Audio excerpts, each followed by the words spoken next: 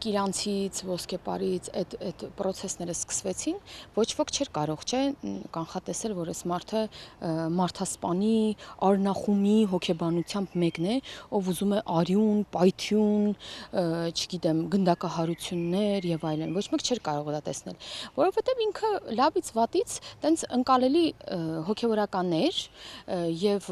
էներ ինչ Քոչյանը ուզում էր, հիշում եք, որ նմանատիպ հոգեվորականներ ուզում, բայց վերածվեց այդ ամեն ինչը շատ արագ հենց քաղաքական պայքարի, հետո նաև տեսանք, որ ինչպիսի հայտարարություններ է անում, ինչպիսի սադրանքներ է իրականացնում, հիշում եք 1 տարի առաջ ազգային ժողովի շենքի դիմաց ինչ հրահրումներ եղան, արդյունքում քաղաքացիներ եւ ոստիկաններ ունեցանք բժշկի օգնությանը դիմող եւ այս սադրանքները բնականաբար արդեն 1 տարի է, բայց ամեն օր ավելի ուժեղ ու ավելի լկտի է եղել իր այդ պահվածքը, այսօր եկել ենք հանգել ենք այսպիսի ահաբեկչության